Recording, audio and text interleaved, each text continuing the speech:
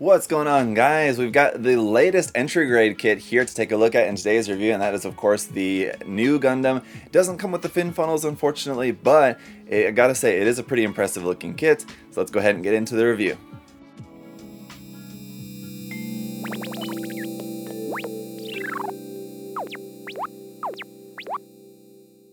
Before we get into the kit, there are a few interesting things to note about the box. Number one is that this is the first in the entry grade line of Gundam kits that is in a full-size box. What we would normally see is like the size of a box for a typical HG or something like that. Both the RX-78-2 and the Strike Gundam were in a smaller size box. So while this box is not very thick, as you can see it's pretty thin, it is in the full size there on the front. But once again, they're emphasizing that you don't need any glue, tools, or paint to get this to look very accurate, as you can see there from this photo. This picture here on the front, or this rendering of the kit I should say, is a little bit more color accurate than what we're going to have straight out of the box, as it does have like panel lining and stuff in there. But as you can see from all of the runners which are there in the background, there is going to be a fair amount of color in there. The side of the box does feature a picture of the kit without any lining or anything on it. So that's exactly how it's going to look straight out of the box, which is cool to see that on there. On the bottom of the box, once again, features the breakdown of the runners, so how the runners are, the parts of the runner I should say, are separated depending on section of the build. You can snap the parts off and fit them together very easily. Of course, as we all know, there's a breakdown of all the parts that go into the head. That looks pretty cool.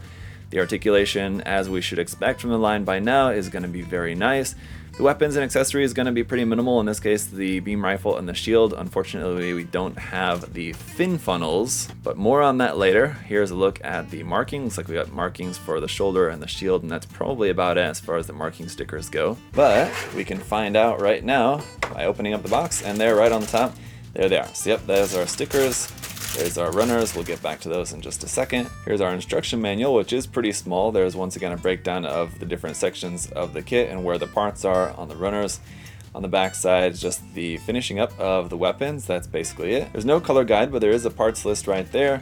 The inside is just all the construction of the kit in black and white. The back side does have some more information here. There's a little bit about the HG kits, the Sazabi and the Nu Gundam. And this part here letting you know that the fin funnels, new Hyper Bazooka, and Beam Saber effect parts from the HG kit can be equipped onto the entry grade here, which is what you're seeing in those sample images. A little advertisement here for some other entry grade kits available in the line, of course. And with this illustration of the Nu Gundam up there, we've got this little bit in Japanese and English about what is Gundam, and then on the next page, what is Gunpla. So yeah, if you were getting this kit for a beginner and they were kind of unfamiliar with it, there's a nice little introduction for you. Yeah, there's a look at your sticker markings, just the one for the shield, the one for the shoulder, the Amuro logos, pretty simple. The A1 runner is going to be in 4 colors, white for the shield, a couple of red parts up there, a nice slightly orangish yellow over here for the V-fin and some different accents, and then that dark blue color for around the torso mostly. A2 has some more dark blue for the legs and feet, white for the beam rifle, yellow accents over here. Runner B is going to be the rest of all of our white armor pieces, which there's a fair amount of those, of course. Runner C is going to be in this gray color for all of our joints, and there's a few other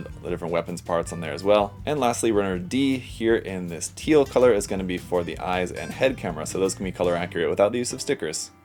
Alright guys, so here's the kit all built up, and as you can see I did do a little bit of panel lining on this, basically just to help bring out the details so you guys can see that. Not a kit that has a ton of details on it, so pretty easy kit to just do a little bit of panel lining on it if that's all you want to do. But it definitely does help, and I gotta say it is a very impressive kit just straight out of the box. The size and proportions of it look really nice. I gotta say it's a really great looking kit. And while it may not come with everything that you'd want, I think what it does come with is very nice. So let's go ahead and take a look at it in closer detail here. So without any color correcting stickers, having those eyes and that head camera up there just already as a molded plastic piece work really nice.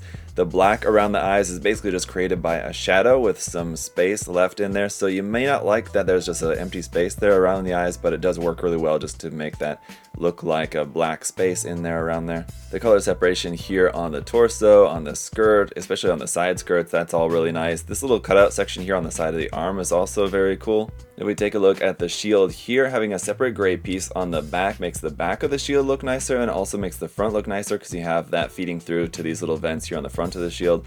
So again, it's pretty plain looking on there, but you have a little bit of detail, this nice sticker that goes on the front, and the back does have some very nice detail there as well. Same thing with the beam rifle. It is really nice that this is actually color separated in multiple pieces there, so you will have a little bit of a seam line on it, but as it is just a 1/44 scale rifle, that's not uncommon at all. But as you can see, A lot of great detail on there, very nice design. And just to go over some of the articulation, so you can get the head all the way up to about there, which is good, and then all the way down to there. Otherwise, of course, it's just double ball joint there in the neck, so good range of movement there with that. The torso section is pressed down, but if you kind of extend that out a little bit, you can extend the range of the ab crunch there in the stomach section. Also bends back and a little bit side to side here as well is all very nice. Rotation there as well. On the backpack here, obviously nothing moves as it is, but you can remove the beam saber handle, and that does open up like that, but of course included with this set we unfortunately have no effect parts for that. The shoulder joint unfortunately doesn't really swing out, it's just on a ball joint, so you're just limited to your ball joint range of movement there. The shoulder armor will move on its own,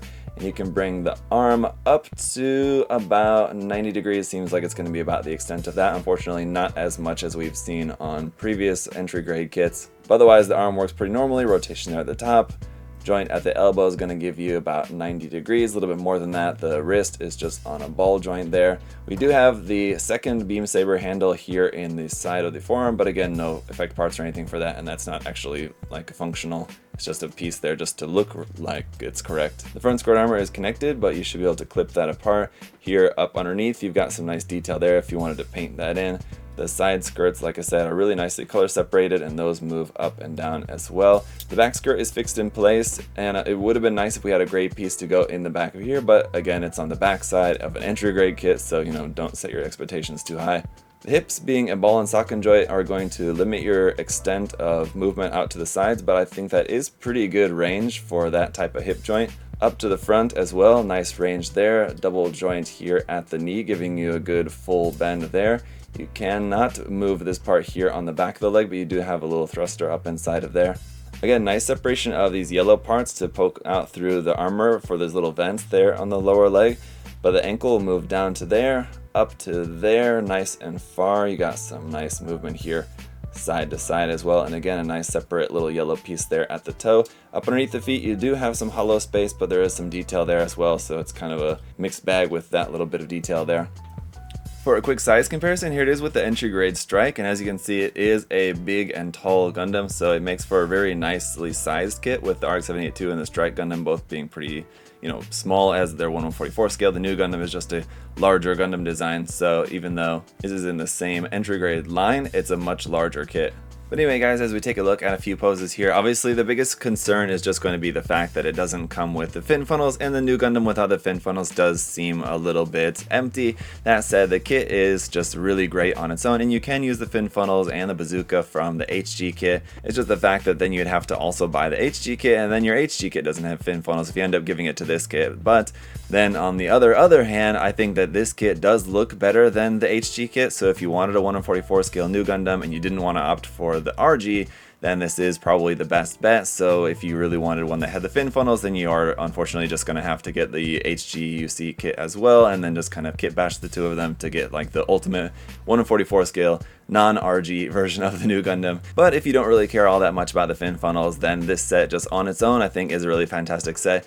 Will they release a version of it that does include the fin funnels in the future? I would say that that is a very good possibility. I think probably it'll be like a Gundam base exclusive kit or a P Bandai set or something like that, but we'll just have to wait and see. Just based on what we have for now, I think it's another great entry into the line. I was not expecting the new Gundam to come out as an entry grade kit, but it's a nice surprise. I think it probably has a lot to do with the new 1/1 scale new Gundam at the Fukuoka Gundam base there. But anyway, guys, what's your thoughts on the kit? Let me know down in the comment section below. Of course, if you'd like to pick up this kit and other entry grade kits or other 1/44 scale Gunpla or anything like that, you can check out the link down in the video description to USA Gundam Store. I'll have that there for you guys, so definitely check that out. Check out the point system there as well. If you guys are frequent shoppers there or first time shoppers, check out the point system that you can utilize there. And as always, guys, just thank you so much for the support, for checking out the video today. If you would like to like the video or comment or subscribe, that would all be greatly appreciated. Thank you guys so much. Until next time, hope you're all having a great day. I'll see y'all later. Bye, guys.